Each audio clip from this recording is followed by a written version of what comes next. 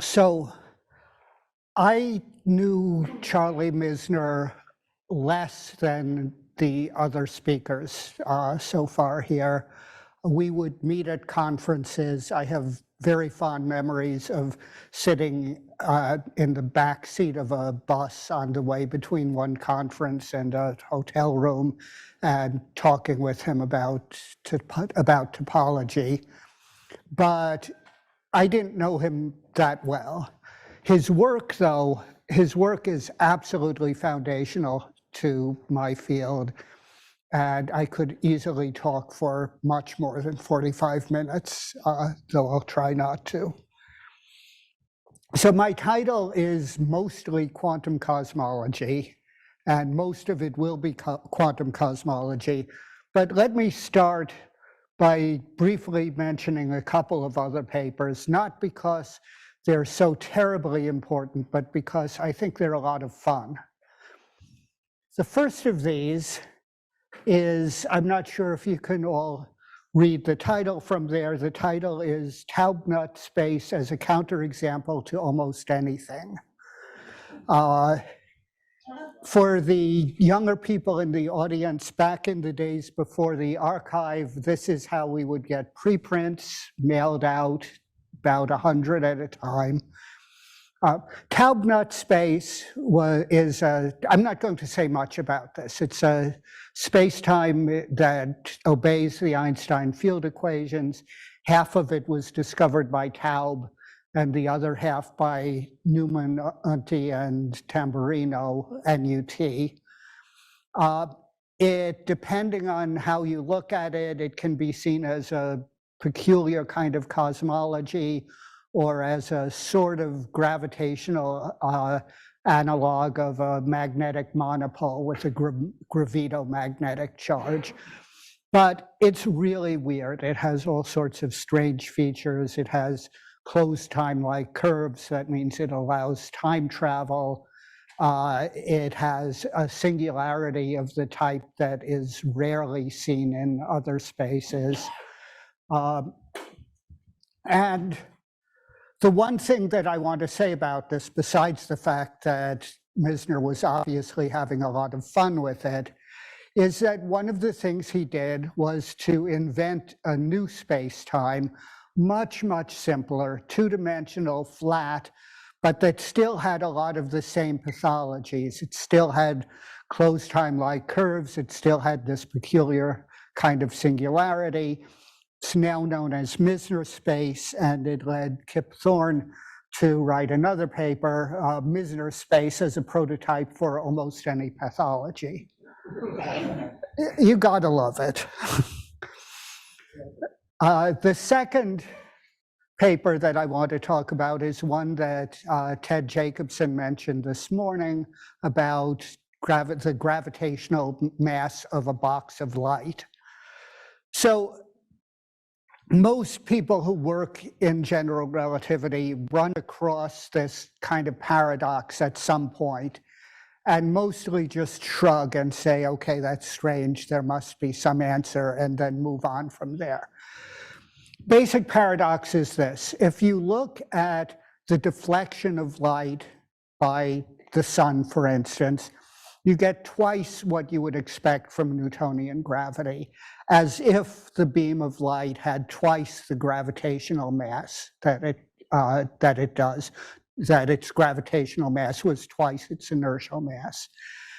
If you look at cosmology, the thing in general relativity that corresponds to mass is, as Ted said, mass plus 3 times the pressure, which is twice the mass for light. This shows up in a variety of other ways, and Misner starts this paper by quoting Tolman, one of the great early relativists, as saying basically that if you just look at the Einstein field equations, you'll see that a box of light weighs twice as much as its inertial mass. But that can't possibly be true. That violates the principle of equivalence in, for one thing, ways that are these days easily measurable. So what Misner pointed out here is that if you take into account the energy and the tension of whatever it is that's holding this box of light in place, the walls of the box, that there's this miraculous cancellation that ends up having the light contribute just its ordinary, the equivalent of its inertial mass. The factor of 2 goes away. Then he goes on to explain that this cancellation isn't really a miracle. It's a result of a theorem called the Vireo theorem, which tells in a general equilibrium system how energy is divided between various types. This gets rediscovered and published once every 7 or 8 years by people, including me, who wrote a paper with a section that triumphantly announced that the Vireo theorem was the reason for this. And I only realized a couple of years later that Misner was 40 years ahead of me in noticing this. Okay, but so now let me move on to the main topic of quantum cosmology. A little bit of history. The final version of the general theory of relativity was published in 1915, and within a year, Einstein published another paper, which was mainly about the fact that the theory predicted gravitational waves. But he had a little throwaway line at the end that said, since gravitational waves are so much like electromagnetic waves, probably we need to quantize gravity in the same way that we quantize light. Now, this was before anybody knew what those phrases meant. This was 9 years before quantum mechanics as we now know it. But it was clear that there was this very close analogy, and that to the extent that electromagnetism needed to be pushed to some quantum level, so should gravity. So a few years later came quantum mechanics as we know it, the Schrödinger equation, the Heisenberg operator picture, and immediately people started working on quantizing gravity. The first serious papers on this were published in 1930, and over the next, I guess, 93 years, a lot of very smart people worked on this, including, the last time I counted, at least 15 Nobel Prize winners. We're not there yet.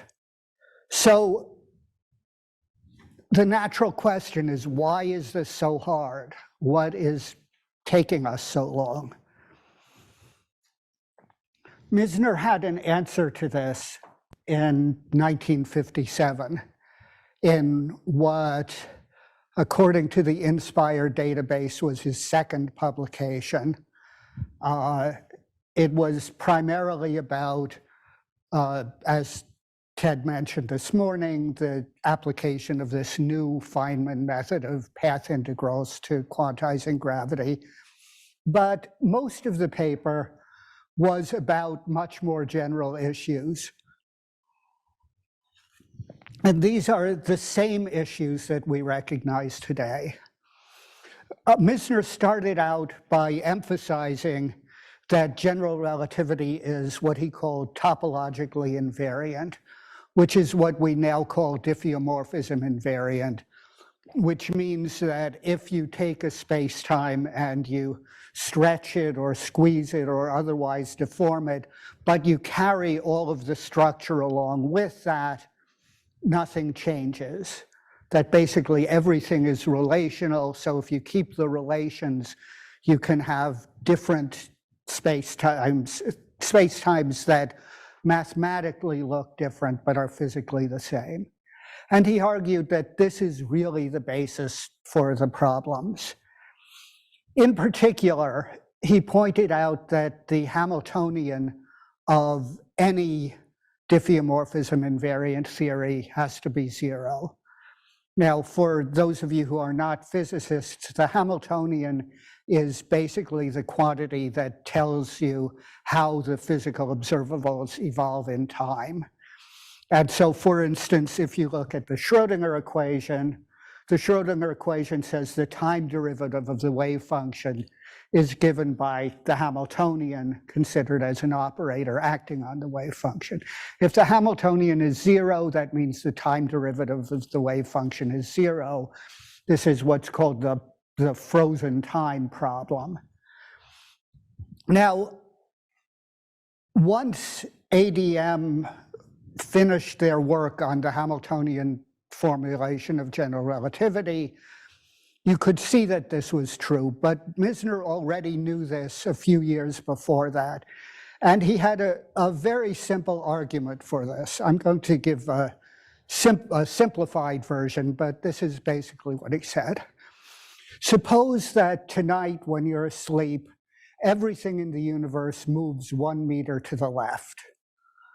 When you wake up, will you know it? Well, I think there are two possible answers to this. One is, of course you won't, because you can only tell that things have moved if other things have not moved. The other possible answer is, I don't understand the question. What does it mean for everything to move in the same direction by the same amount? In general relativity, the space-time is space and time. And so you can ask the same question about time. If tonight when you're asleep, everything moves 1 hour ahead in time, will you know it when you wake up? And general relativity says no, there's no absolute time sitting out there that you can compare to. All you know is relations. Well, we know this because a week ago, magically, the time changed from 2 a.m. to 1 a.m. And it only made a difference because we decided that we were going to do things differently, like wake up much too early. So Misner treated this a little more seriously, but he basically proved that this lack of a fixed background that you could compare things to meant that the Hamiltonian, that time evolution in terms of some coordinate time doesn't mean anything, that therefore the Hamiltonian that tells you what that is 0.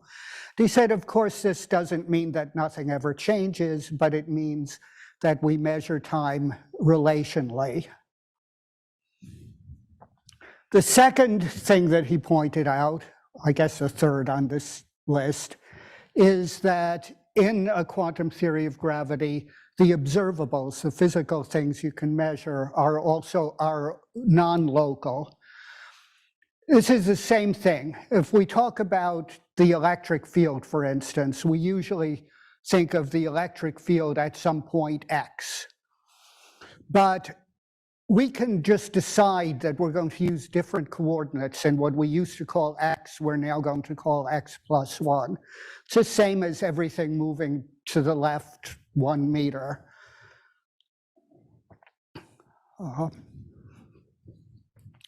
And come on. Okay.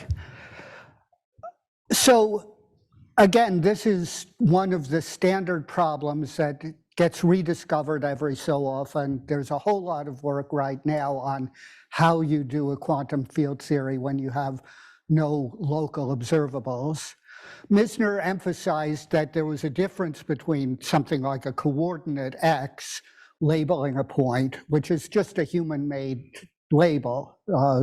Points in space-time don't come with little name tags, hi, I'm x equals 1, t equals 7. There's a difference between that and an event, which is something that actually happens in space-time, and that observables should be functions of events, but events are only defined relative to other events, which means that everything is defined relationally relative to some other objects. He also pointed out that without a fixed meaning of time, it's a little hard to define what it means to say that things happen at the same time, or even that one event happens before another. So the problem of causality, of how you say that events in the past only affect events in the future, that gets tricky. He didn't emphasize this, but it's there and is, again, a crucial problem these days. And then finally, he quoted work by John Wheeler, who argued that you also can't just treat space-time as approximately flat and ordinary with little quantum fluctuations, that probably at very small scales, very, very small scales, space-time was foamy, very highly curved, which means that ordinary approaches to approximate quantization aren't going to work very well. There were a couple of other more technical points in this paper which we still use.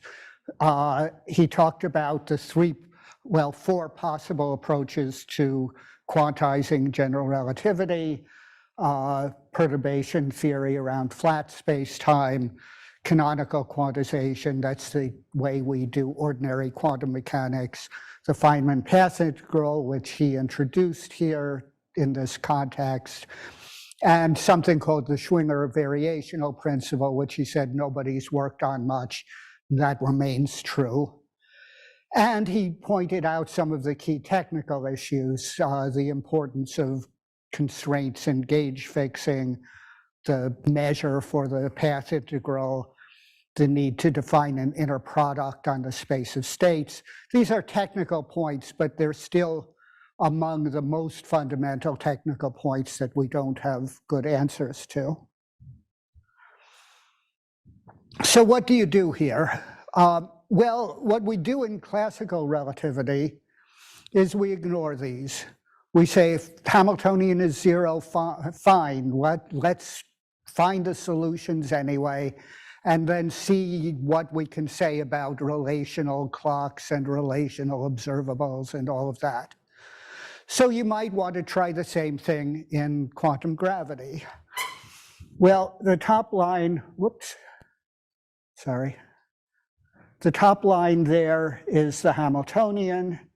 It's actually much worse if the abbreviations are written out more fully. There are an additional 3 equations which tell you that the wave function is non-local in the way that observables are non-local.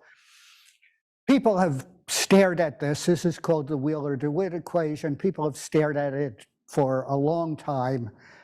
It's too hard. So what do? You look for a simplification. And the kind of simplification that Charlie Misner introduced and made into a whole research program is that you freeze out all but a finite number of degrees of freedom. And that gives you something called a mini superspace. Superspace is the space of spatial geometries. It also means something in supersymmetry, but we had the word first. So Misner does point out in several of his papers that, first of all, this is something we do all the time. If you want to look at black holes, you just assume certain symmetries and that fluctuations that violate those symmetries aren't important. If you want to do cosmology, you approximate the universe as being uniform. Misner points out that this is a little trickier in a quantum theory because the uncertainty principle tells you that you can't set certain variables exactly to 0, but that you can do it as an approximation and then go back and check how good the approximation is. So the question is what degrees of freedom you keep. And this idea was actually first introduced by Bryce DeWitt, who was my advisor, in 1967, but he just looked at the simplest possible case of quantizing a homogeneous isotropic universe, a universe that in which basically that did nothing except expand. That meant that there were no gravitational degrees of freedom in that model. So it was an interesting start, but didn't get into the real quantum gravity part. Misner's first work on this involved something called the Kasner universe, which is an expanding universe, well, or expanding or contracting, but with different rates of expansion along the three spatial axes. And in general relativity, in the vacuum, you find that there are solutions like this, but what they have is a universe that's expanding in two directions and shrinking in a third, so sort of pancaking, or it can expand in one direction and shrink in two.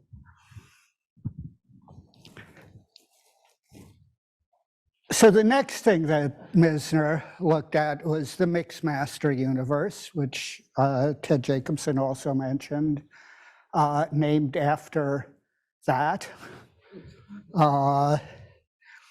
I've written down the metric for this. The details here are unimportant.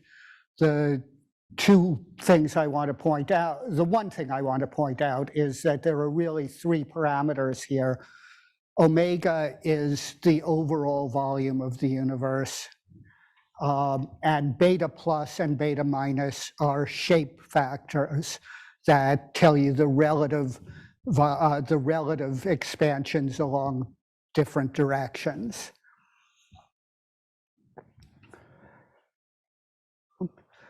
The behavior of the mixed master universe is a lot like the Kasner universe. You get expansion along two axes and contraction along another, along a third, or vice versa, except that at various times the solution bounces. The axes suddenly change directions and the relative rates of expansion suddenly change.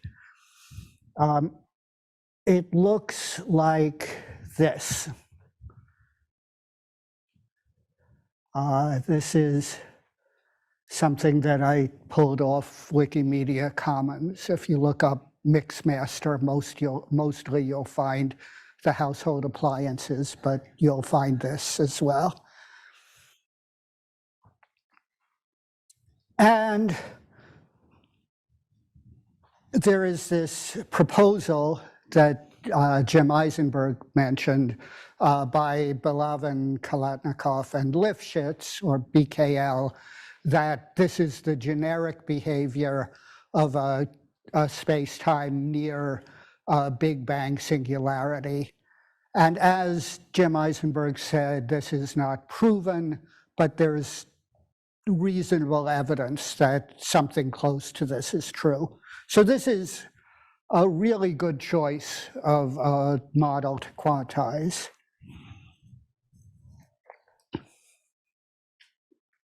And why is this now stuck? Okay, good. So we can go back and look at some of those basic problems with quantum gravity and see how they get solved in these mini superspace models. In quantizing the mixed master universe, for instance, Misner used the volume as time. It's a nice relational observable. It doesn't always work because not every universe is always expanding or is expanding everywhere. But in models like this, it's a good choice. He points out that it's not a unique choice, that you could also use, for instance, cosmological time, time since the Big Bang. And that differs from this volume time by a function, which is fine in classical gravity, but a function which becomes an operator in quantum mechanics, so it's no longer clear that the two choices are equivalent. For observables, there are natural observables here, which are these shape parameters. They are non-local, as observables are supposed to be, but they capture all of the dynamics because most of the dynamics has been thrown away. There is a Hamiltonian. It has a discrete spectrum. That's a technically useful thing. For the experts, Misner does this with reduced phase space quantization rather than direct quantization.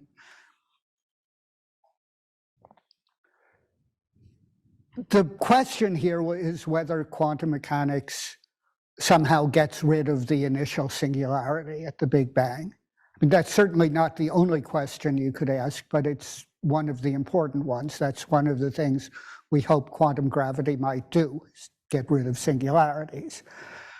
Oops, I went the wrong direction.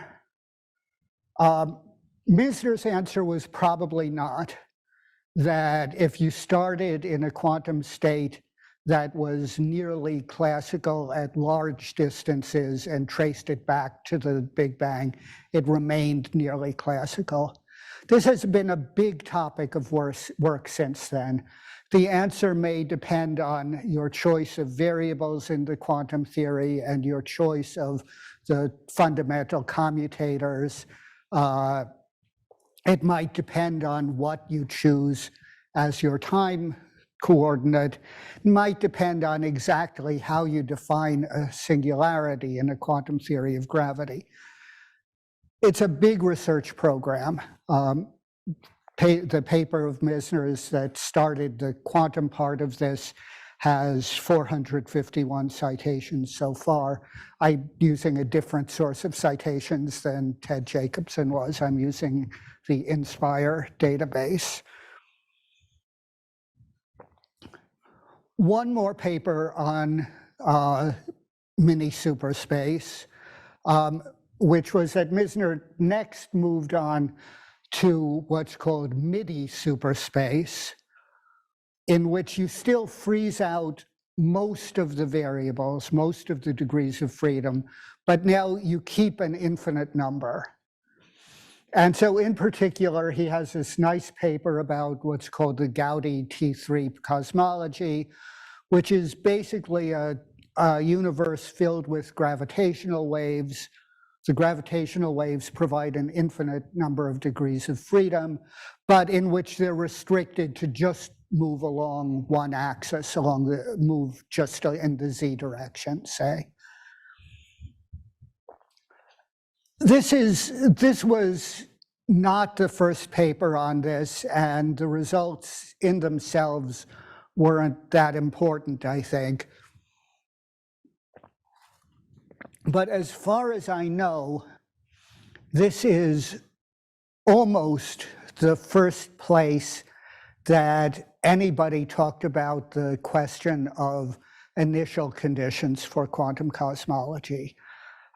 In any theory, you need to specify some initial data, some initial conditions in order to make predictions for the future. Bryce DeWitt in 1967 said, for quantum cosmology, let's set as an initial condition that the wave function is zero at the singularity as a way of avoiding singularities.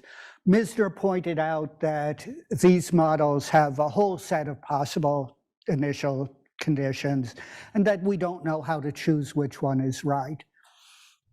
10 years later, this became a heated issue with competing proposals by Hartle and Hawking on one hand and Vilenkin on another about what the initial conditions for an inflationary universe should be. Still unresolved, important open question. Whoop. So, last slide. For those of us in quantum gravity, Charlie Misner established the basic conceptual issues in a way that appear in almost any review paper or book about quantum gravity these days. He did this in 1957. He developed this deep, profound program to try to address them, this idea of using mini superspaces, of freezing out many of the degrees of freedom. And he largely founded the field of quantum cosmology, of applying quantum gravity in a mini superspace context to the universe as a whole. And it is absolutely clear, both from my conversations with him and from reading his papers, that he found the whole thing a huge amount of fun. Thank you.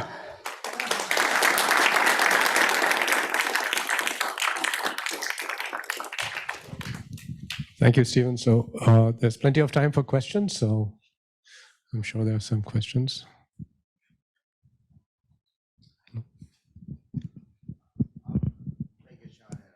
Yeah, well, let's use the mic.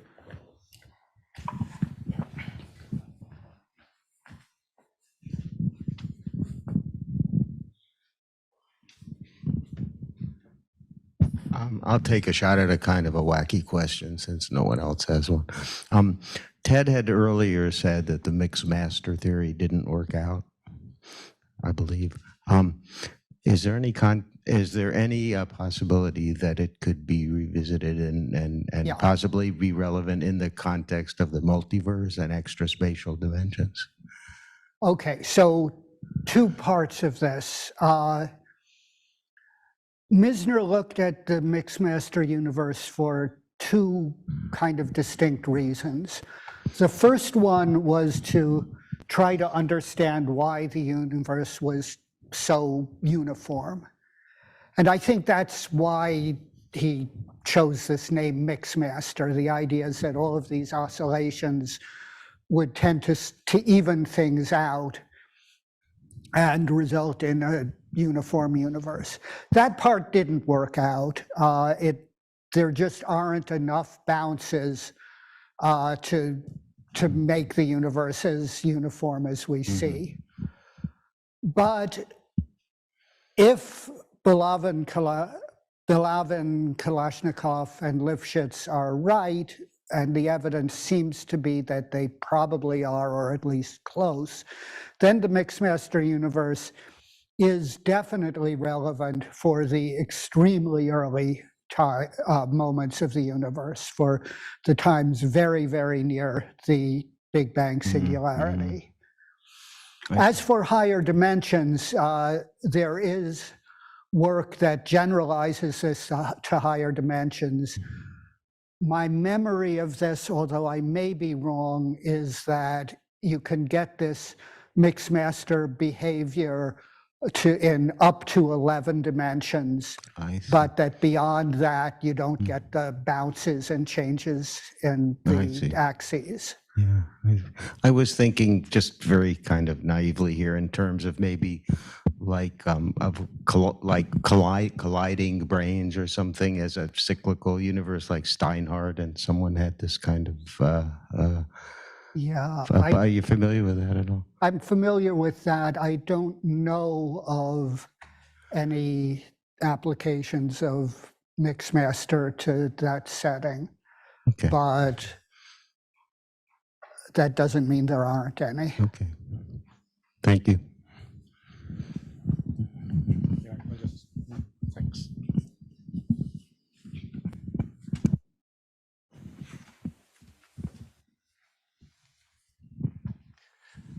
Thank you. Do you think that perhaps in the next 3 to 4 years, when generative artificial intelligence is applied to some of these problems, that it will not only help the programs that our research programs, but that it might actually master them and decide to give us a new universe or two? That's the joke part of my question, but the other part is extremely serious. I And personally, was Charlie Misner thinking about that question? so I have no idea whether Charlie Misner was thinking about that. My own feeling is that I'm quite skeptical. The latest news stories I've seen say that existing AI programs, even the best of them, hallucinate about 10% of the time. It's okay, an opinionated answer is that artificial intelligence is based only on extrapolations of the inputs that it's been given. And in particular, these large language models are based essentially on probabilistic predictions of what a human being who participated in this input would say next. So it may very well be that artificial intelligence can mix ideas together in new ways that we haven't seen. And that could be very helpful. But for ideas that we really don't have any idea how to solve, for problems that we really don't have any idea to solve, I'm personally skeptical. Thank you. Just to comment that in the room here, there's a lot of people younger than I am that are probably going to give this a shot. Be careful. They should, absolutely. Yeah, when Skynet goes conscious, you know what that means.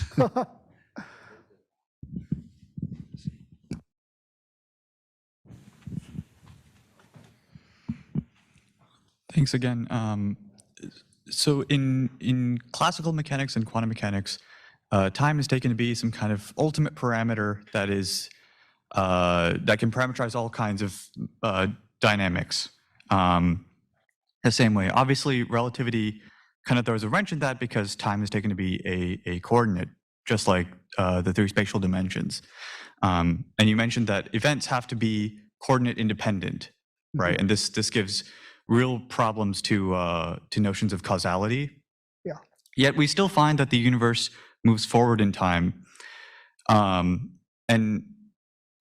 that the coordinate invariance that's why the ADM Hamiltonian is zero, right? Because it typically generates time evolution.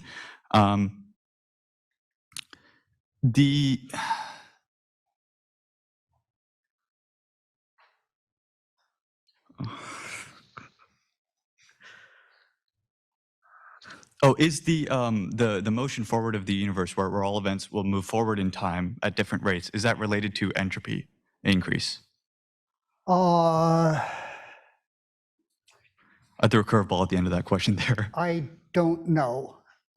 There is certainly a relationship between the direction of time and the increase of entropy, but I don't know how to describe that in terms of cause and effect. Let me just say one other thing about what you said at the beginning there, to avoid the ending with saying I don't know the answer to that. In a classical universe, there's usually no deep problem with defining a nice relational time that works well. I mean, for instance, as I said, what Misner did in the mixed master universe was to use the volume as time, and we can do the same in our universe. More generally, there's a time called York's extrinsic time, which uses the local rate of expansion of the universe as a clock. And for a while, it was hoped that that would work in every space-time, and we now know that there are an infinite number where it doesn't. But it does in space-times like ours. And so the thing that makes this hard in quantum gravity is that you have to be able to have quantum superpositions of space-times, and what works well as a relational clock in one might not in another. I mean, the simplest example, when we talk about tomorrow at 2:45, what we mean is after the Earth has made one complete rotation. But you can have states in quantum mechanics in which the Earth is rotating at a different speed, or in which there isn't an Earth.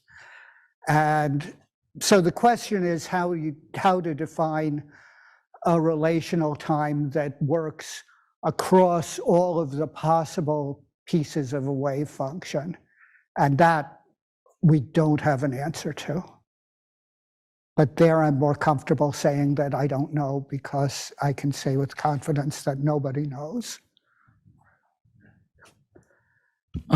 In other approaches to quantum gravity, like particularly strings, are the questions that are posed are like, they are fundamental questions for quantum gravity. So does the string approach just steps over these questions, or it is something that they have to answer, or how is it in that It's format? something that they have to answer. And in string theory, there was a fairly long period in which they were able to avoid these questions because they had lots of interesting things to do that didn't involve this kind of fundamental question, that had to do with perturbative gravity around some background, where there are all sorts of quantum issues that you can ask that we also don't know how to answer in most approaches to quantum gravity, and they could.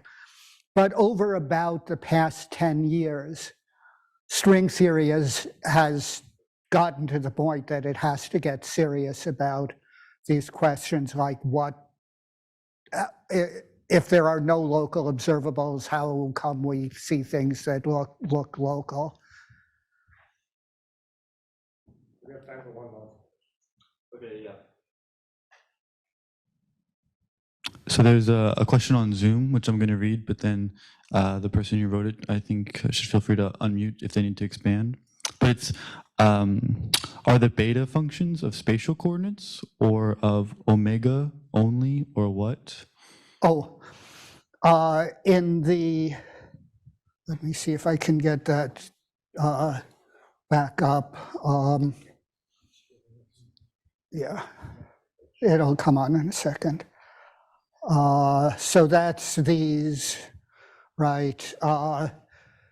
Omega and beta plus and beta minus are functions of the time coordinate only. That's part of what makes it a mini superspace, that you have a finite number of degrees of freedom that depend only on time. You can do a coordinate change that gets rid of the time coordinate by substituting omega as the time coordinate.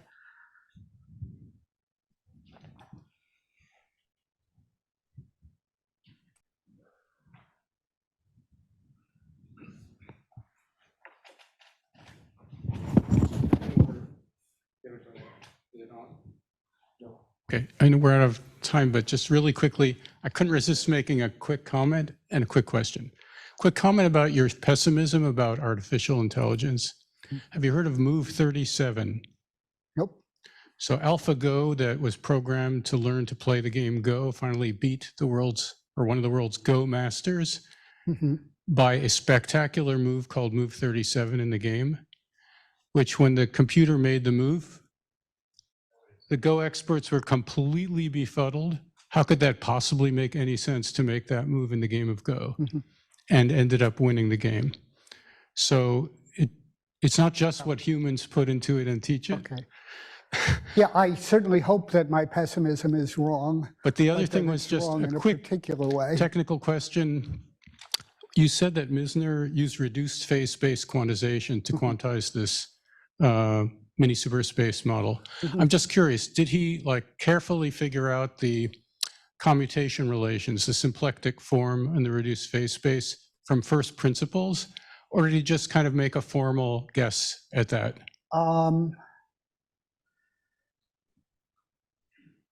I am trying to remember. I believe that he started with the commutators on the full phase space and reduced those. So that's pretty much from first principles, Yeah. though it involves a choice of using Heisenberg commutation relations rather than affine commutation relations. And one of the later results that disagreed with his results about whether quantization got rid of the singularity differed by using affine commutation relations for the volume, which makes sense because the volume has to be positive definite. Fascinating. Who did that work? I'll have to look it up. Thank you.